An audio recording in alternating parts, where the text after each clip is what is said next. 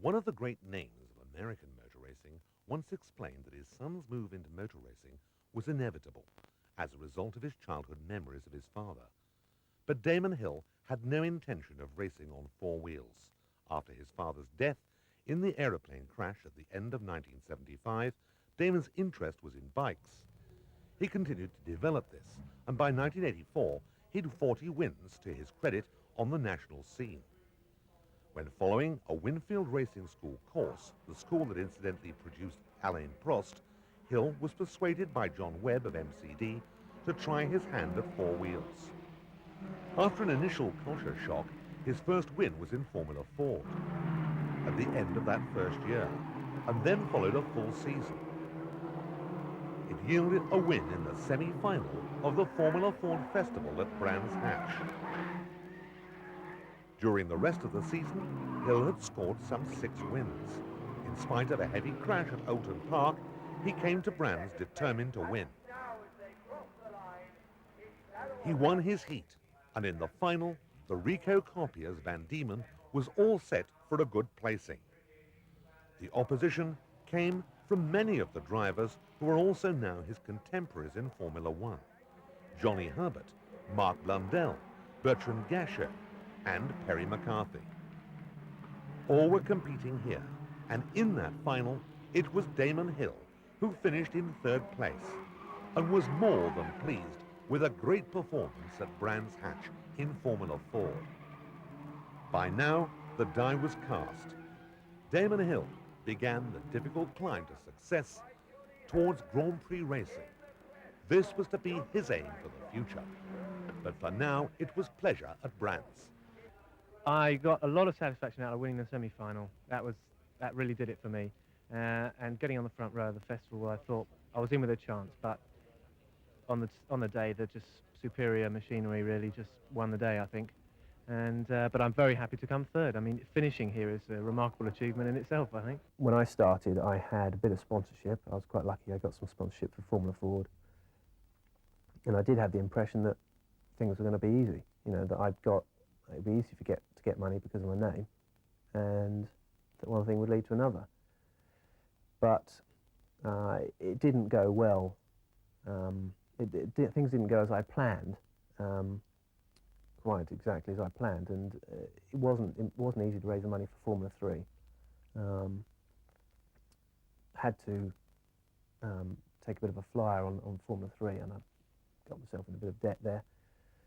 Didn't end up driving with Dick Bennett, who I'd like to have driven with, who has a reputation of winning all the championships, because the teammate I was driving with unfortunately was killed, and the team decided to do Formula 3000. So from that point onwards, things took a bit of an odd turn. And when was this? This was 86, yeah, 86. And so, I was always sort of struggling to catch up after that. I was fortunate that I drove for the Cellnet Rico team in Formula 3 the following year, but only because I'd shown I could drive, and I got chosen for the seat. And from then onwards, I've always managed to get a drive without having to find the sponsorship money, which is not for want of trying. So it has made me very determined, yeah. Being Graham Hill's son, has that been a double-edged sword in the sense that you were overshadowed by him, and in some ways that will have put people off you? Did you feel that pressure? I think initially people were wary. I think that they thought, well, maybe there's some collateral to be had here with the name, and because I hadn't driven much, nobody could say whether I was any good or not. But there is an argument to suggest that, well, if you're so good, why can't he get the money? So if you claim that you can't get any sponsorship money, then people must think, well, you can't be any good if you can't get the money. So why do you want me to sponsor you? And the name thing it doesn't help that situation, because people feel that, well, why are you doing it? Why you're doing it because you want to, or because you want to cash in on your dad's name, or what's going on? So it raises a number of questions.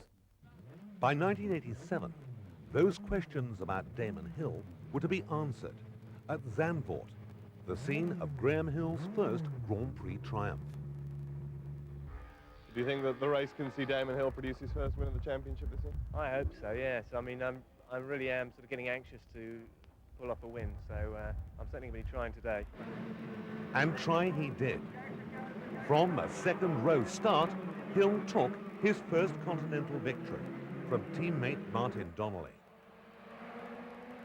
He had a habit of not throwing the car at the scenery, and it was beginning to pay off. Here at Zandvoort, Damon Hill proved that he was a driver to reckon with in the British Formula 3 Championship. But one swallow doesn't make a summer. London Rowing Club colours, however, were back in international motor racing. It was still a long, hard road to Formula 1. But already, just as Betty had supported Graham's efforts, Damon had Georgie by his side as his strongest ally. I've been doing the same thing that I always have done, and it just seems to be coming together. And it's not for one to try. We've really been working hard at this, and I'm glad that I pulled it off for them, because if I'd made a mistake, I would have not been here standing now, because they would have had me, I tell you. By the Belgian round of the Formula 3 Championship at the famous Spa-Francorchamps circuit, home of the Belgian Grand Prix, Damon Hill was a constant front runner. This was to be another Hill victory on a circuit that brings out the very best in drivers. Hill had to pass the talented Belgian driver Bertrand Gachet, and at the same time hold off his teammate Martin Donnelly. Lap after lap, the three cars ran close together. But eventually, Hill was to triumph and force his way through into the lead. Damon Hill's win at Spa gave him 5th place in the British Formula 3 Championship. But it also gave him confidence that he could deal with the opposition at the highest level. All of his contemporaries made their way into Formula 1. Damon was to follow. But for now, it was a delighted Betty Hill that watched him raise the cup of victory. 1988 was another competitive year for Damon in Formula 3. And although he didn't win the championship, he did win the right races in the right places. An important thing to do if you want to get on in motor racing. We won at Thruxton and at the Silverstone Grand Prix support race. That Silverstone Grand Prix Formula 3 victory was something that was very important because it was in front of the right sort of eyes. Yes, it took place on the day before the main event, and I was able to spend the next day talking to all the Formula 1 team managers, and they'd seen the race and were congratulating me, and it was a very good PR exercise, if you like. Well, now you're looking for Formula 3000. Why do you want to stay on the British scene when I know that you have some interest in your talents elsewhere in the world?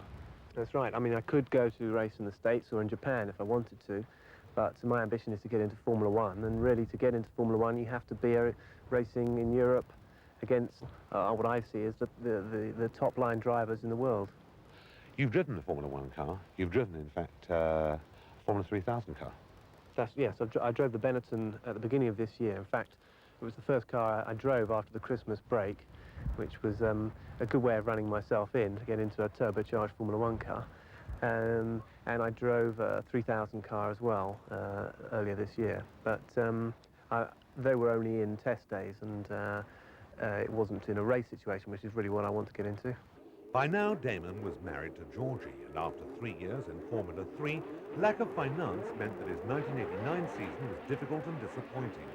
At Oulton Park, Damon drove a year-old car in the British 3000 series, finishing in 3rd place behind Andrew Gilbert-Scott and Gary Brabham. But help was just around the corner. I didn't have a drive to start the year. I had nothing. I couldn't get the money together, and I didn't have any prospect of driving anything. So I drove whatever anyone would let me drive, and did a few British Formula 3000 races, and then I got to drive at Le Mans. And this was all very interesting, you know. At least I was driving. And then I got to drive this thing called the Footwork, which was sort of bit of a strange Japanese designed car. and wasn't doing terribly well, but at least it was a drive. They offered me the opportunity of driving it, and I sort of leapt on it because it was Formula 3000, it was European Formula 3000, and I drove the nuts off that thing. You know, I just drove as hard as I could to get it in the race, and it was great fun. And I knew that if I could get that thing in the race, that if I got a competitive car, or even half competitive car, I could get to the front of Formula 3000. The inner race, Hill's debut in the International Series, saw the car retire with overheating. But the fact that he qualified in an outclassed and unproved chassis was in itself an achievement.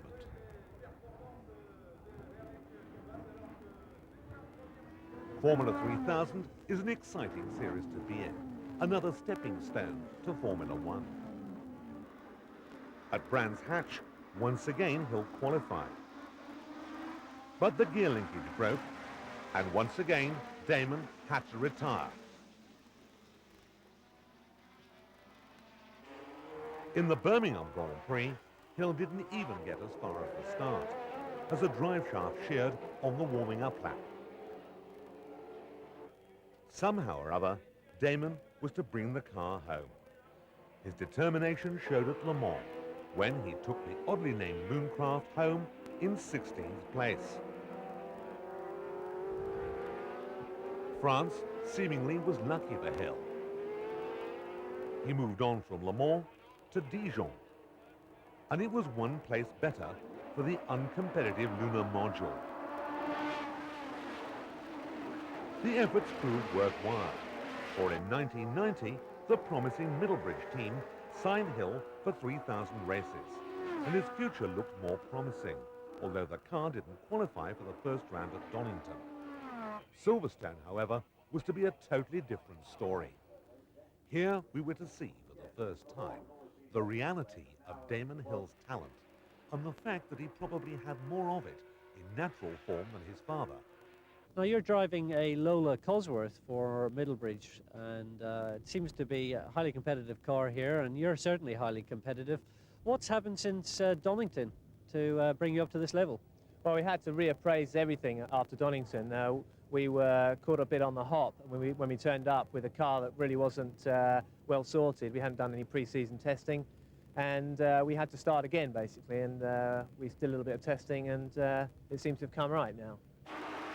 The start at Silverstone, and Hill shoots through to dominate the race.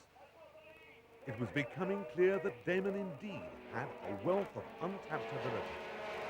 But the car, unfortunately, was to let him down with an electrical problem. He led for some 17 laps, apparently easily. And on the hanger straight, it all came to nothing. One could be excused in comparing Damon's early races in international competition with those of his late fathers in the early years with Lotus and BRM, always at the front of the field in qualification, as at Monza. Once again, Hill demonstrated his ability in practice. And often, it was the car or someone else's accident that robbed Hill of a number of wins during the season.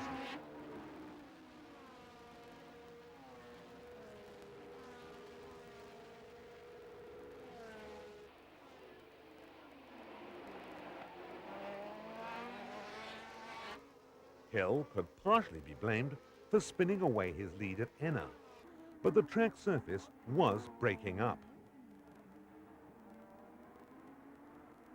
At Hockenheim, however, perhaps the frustrations were getting to him.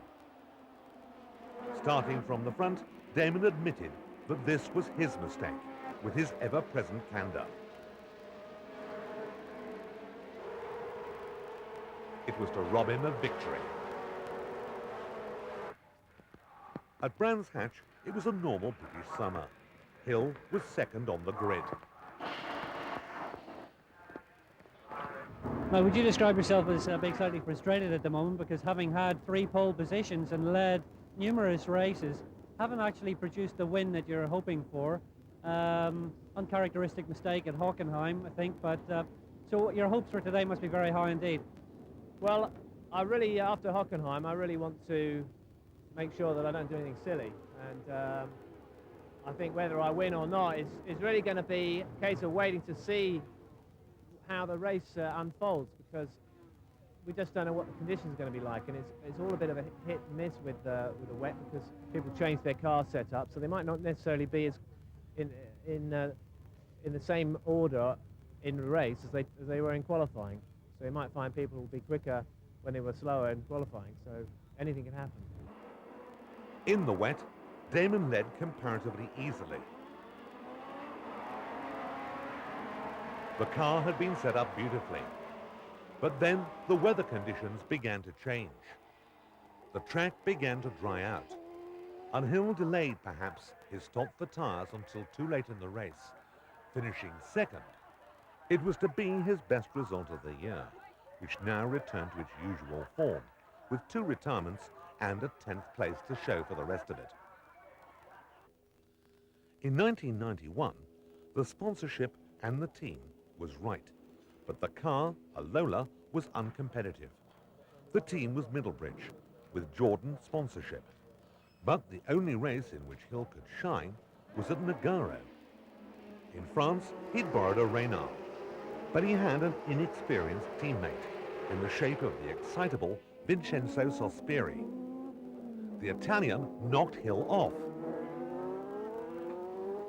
A somewhat annoyed Damon returned to the circuit with the car undamaged and began to make up time again. Once again, the car in front of him was Sospiri, and once again, he knocked him off. Hill still managed to finish in 3rd place, however, and 7th in the championship. A sad end after some brilliant drives. But now Damon's luck really changed.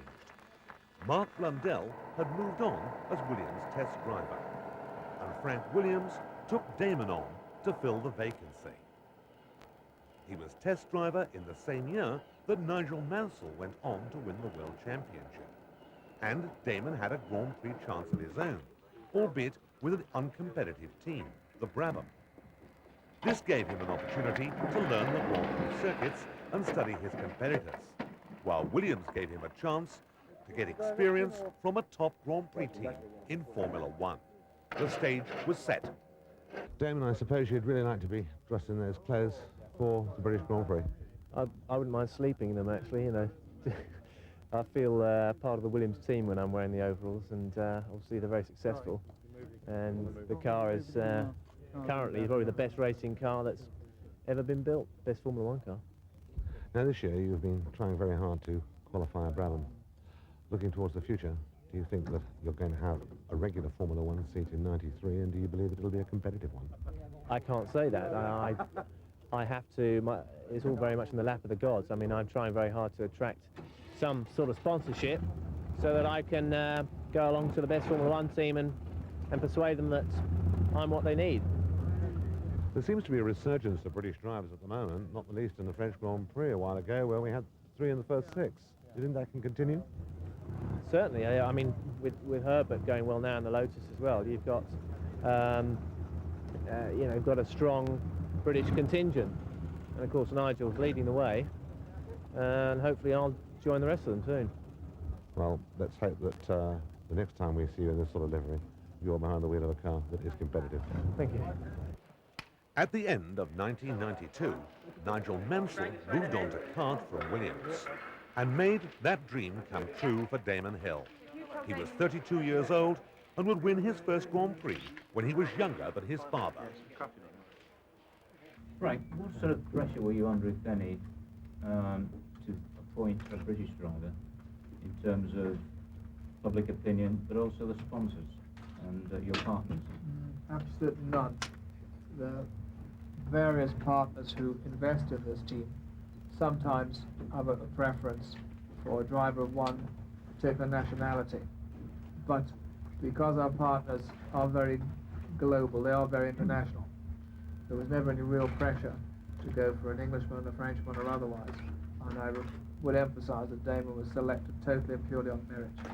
I'm thrilled to bits because I've worked very hard, I think, to get this drive. And I've sort of beaten off all comers, and for whatever reason I'm sitting in the car now for '93, and I'm looking forward to every minute of it. These last couple of months since Nigel announced he was retiring must have really seen you with your heart in your mouth, because you knew there was a chance. Yeah. All these other names were in the hat, and Yeah. Martin Brundle was out, and then suddenly Hakkinen might be in, and Yeah. you must have been really worried.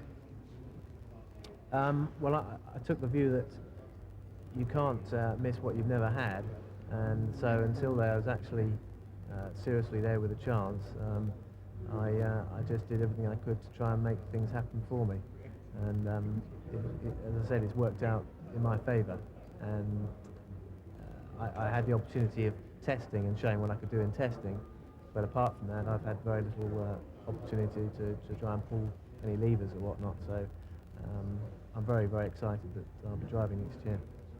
I think your father, Graham, would have been very proud of you today. Well, thank you very much. I hope he would have been, and it's a shame he's not here, but I still feel that he's with me in spirit anyway. In 1993, Damon Hill partnered Alain Prost in the Williams team. The Frenchman went on to take the world title, but not before Damon had provided him with a tremendous fight, particularly towards the end of the year when he won a number of the Grand Prix. At the end of the season, Prost went on to retirement and was replaced in the Williams team by the redoubtable Ayrton Senna. The story of 1994 is almost like a replay of Lotus in 1968 after the death of Jim Clark. The death of Senna saw the fortunes of Williams rest on Damon Hill's shoulders. It went down to the very last race of the season and the disputed collision between Hill and Michael Schumacher, who went on to take the championship. Few could have believed that Damon Hill could achieve so much in so short a time. The 1995 press conference at Williams, a new teammate, David Coulthard, and everything to go for in a new season with new cars and less downforce. Already the fight for the championship is on between Damon Hill and Michael Schumacher. But there's no question in the mind of Damon Hill as to where his ambitions lie. World champion. You can only really go one better this year, can't you? 2 points better than I did last year. If I could do that, I'd be happy, yeah. I think that the motivation this year for me is that I know I start the season as a strong challenger, and I know that I can give Michael or whoever else is coming along a tough time, and the goal is to win the championship. There's no doubt about that. Going back to your father, how much do you put down to his personality, what you've inherited from him, and the relationship you had with him to where you are today? I put down a good 80%. The values and the guidance that he gave, and just watching from an early age all the things he did and how he concentrated and how he worked, I think that's bound to have rubbed off, and it affected the way I approached the job. But I feel like I'm doing what I'm doing. I feel like it's Damon Hill doing the job, but thanks to a lot of instruction, unconscious instruction from my father. And if you were to pick out one thing that you've inherited from him more than anything else, which has allowed you to be successful in motor racing, what would you say it was? I think it's the one message his entire life gave was that you should never give up. Never ever give up, because there's one thing for sure: you will fail if you give up. Whereas if you don't give up, there's always a chance you might succeed, and that is probably the overriding message that he gave.